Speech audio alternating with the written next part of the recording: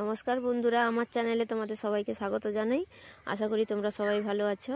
আজকে আমি নিয়ে এসেছি তোমাদের জন্য আর একটি নতুন রেসিপি। আজকের রেসিপিতে আছে সর্ষে পোস্ত ও বাদাম দিয়ে, কাজু বাদাম দিয়ে শিম ভাপা। এখানে আমি 250 গ্রাম শিম নিয়েছি। আমি শিমগুলো প্রথমে কেটে ভালোভাবে ধুয়ে নিচ্ছি।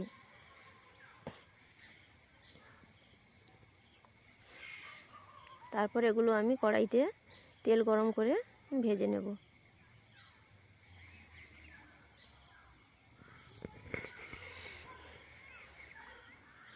ভাজার সময় অল্প হলুদ ও অল্প লবণ দিয়ে আমি ঢাকা দিয়ে ভালোভাবে ভেজে নেব।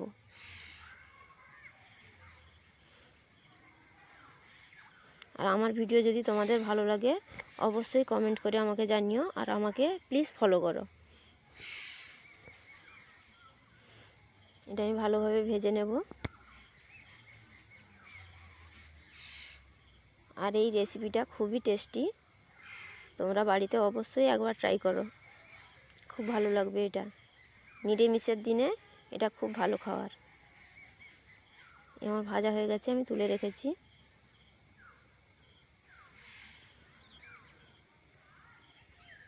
তারপর এখানে আমি সামান্য পোস্ত আমি বেটে নিচ্ছি। তারপর আমি কাজু বাদাম বেটে নেব আর একটু সর্ষে বেটে নেব। এখানে আছে টমেটো পেস্ট, কাজু বাদাম বাটা, পোস্ত বাটা, সর্ষে বাটা ও কাঁচা লঙ্কা চেরা। এবার আমি কড়াইতে তেল গরম করে তার মধ্যে, এখানে আমি সর্ষের তেল ব্যবহার করছি, তেল গরম করে তার মধ্যে আমি কাঁচা লঙ্কা চেরা দিয়ে দিলাম। তারপর আমি টমেটো পেস্ট দিলাম। একে একে আমি সব মশলাগুলো দিয়ে দেবো এর মধ্যে, দিয়ে ভালোভাবে আমি কষিয়ে নেব।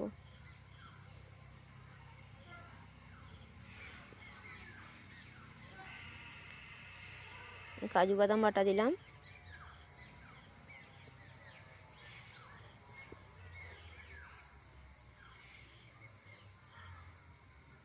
সর্ষে বাটা দিলাম, পোস্ত বাটা দিলাম।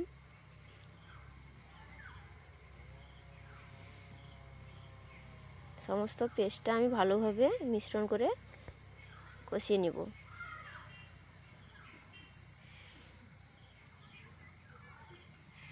অনেকের শিমের ভাজা বা অন্য কিছু তরকারি ভালো নাও লাগতে পারে, কিন্তু এরকম একটা রেসিপি বানিয়ে খেলে অবশ্যই ভালো লাগবে। এর মধ্যে আমি অল্প হলুদ দিলাম, যেহেতু সেখানে ভাজার সময় আমি অল্প হলুদ দিয়েছিলাম। অল্প হলুদ দিলাম ও অল্প লঙ্কার গুঁড়ো দিলাম। তোমরা তোমাদের প্রয়োজন মতো দিয়ে দেবে। আর সামান্য একটু চিনি দিলাম।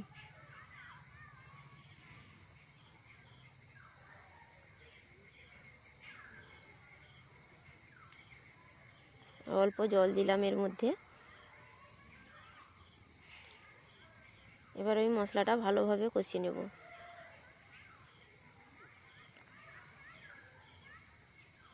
আর মশলা কষা হয়ে গেলে তার মধ্যে আমি ভেজে রাখা শিমগুলো দিয়ে দিলাম।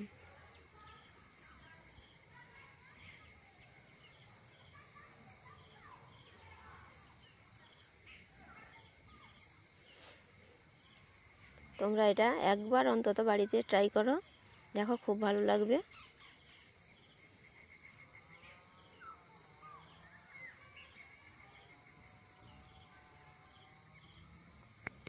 ভালোভাবে ভাজা হয়ে গেলে এর মধ্যে আমি সামান্য জল দেব।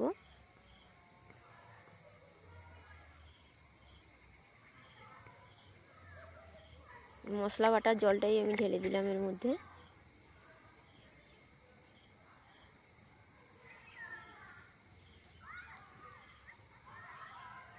একটু ভালোভাবে নেড়ে অল্প লবণ দিয়ে আমি এটা ঢাকা দিয়ে দেব। কিছুক্ষণ পরেই তৈরি হয়ে যাবে আমাদের সর্ষে পোস্ত ও কাজু বাদাম বাটা দিয়ে শিমের ভাপা। দেখো কি দারুণ লাগছে রেসিপি।